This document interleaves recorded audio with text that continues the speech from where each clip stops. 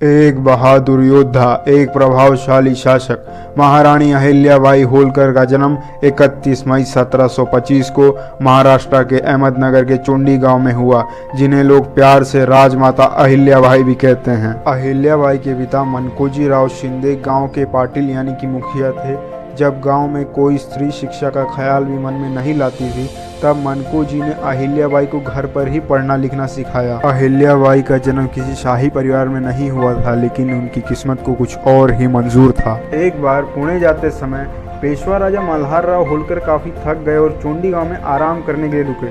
तभी उनकी नज़र 8 साल की अहिल्याबाई पर पड़ी, जो भूखों और गरीबों को खाना खिला रही थी। इतनी कम उम्र की लड़की और इतनी ज़्यादा सूझबूझ देखकर पेशवा राजा बहुत ही ज़्यादा खुश हो जाते हैं और वो अहिल्याबाई का रिश्ता अपने बेटे खांडेराव होलकर के लिए उनके पिता से मांग लेते हैं। साल 1733 में खांडेराव होलकर के साथ अहिल्याबाई का विवाह हुआ, सिर्फ 8 साल की कम उम्र में, और उन्हें मालवा लाया गया।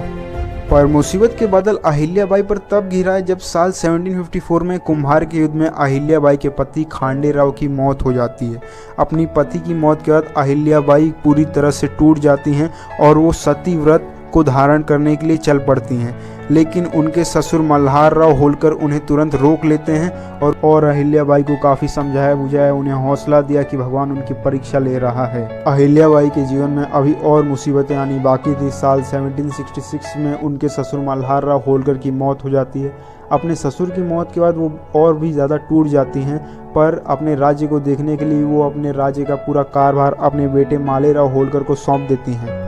5 अप्रैल 1767 को राजा बनने के कुछ ही दिनों बाद अहिल्याबाई के बेटे मालेराव होलकर की मौत हो जाती है। अपने बेटे की मौत के बाद अहिल्याबाई बहुत ही ज़्यादा टूट जाती हैं। एक औरत जिसने अपने पति, पिता समान ससुर और बेटे को खोया हो, उस पर क्या बीत रही होगी आप कल्पना भी नहीं कर सकते। इतना दुख होने के बावजूद भी अहिल्याबाई ने कभी हार नहीं मानी। अपने राज्य के लोगों की खातिर उन्होंने खुद 11 दिसंबर 1767 को इंदौर की कमान संभाल ली। अहिल्याबाई के शासन के दौरान इंदौर के लोगों ने यह देखा कि कैसे एक भारतीय नारी जब ठान लेती है तो वो किसी राजा का भी काम कर सकती है और किसी भी राज्य को चला सकती है, दुश्मनों से उस राज्य की सुरक्षा कर सकती है।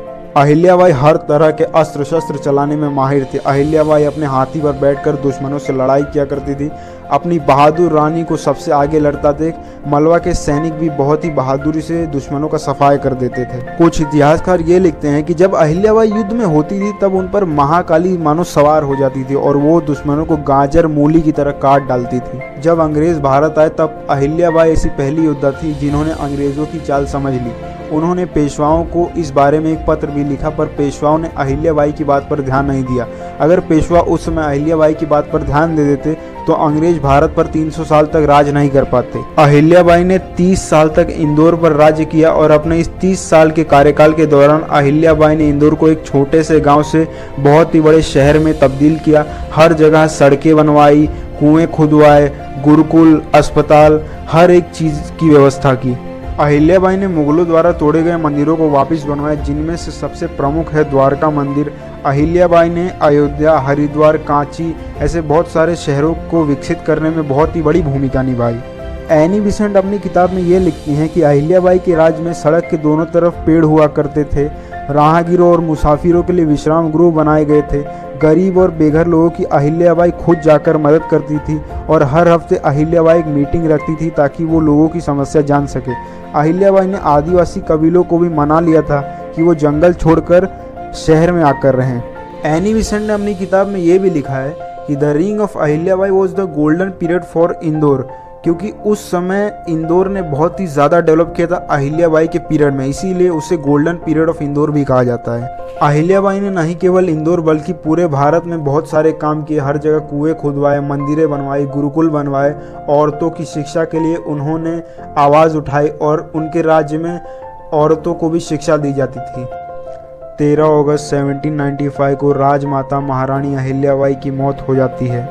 इंदौर कभी भी अपनी उस महान रानी को नहीं भूल पाएगा। न ही इंदौर बल्कि पूरा भारत अपनी उस महान और दयालु रानी के लिए जितना भी शोक मनाए उतना कम है। एक औरत जिसने अपने पति, ससुर और बेटे को खो दिया हो, जो पूरी तरह से टूट चुकी हो, उसने इतने बड़े राज्य को संभाला, इतने सारे युद्ध लड़े, लोगों की कैसे मदद की। ये बताता है कि जब एक भारतीय नारी कुछ भी ठान लेती है तो उसके लिए कुछ भी असंभव नहीं है। एक नारी शक्ति का सबसे बड़ा एग्जाम्पल है महारानी अहिल्याबाई होलकर, और मुझे गर्व है कि ऐसी महान रानी ने मेरे भारत में जन्म लिया। Thanks for watching.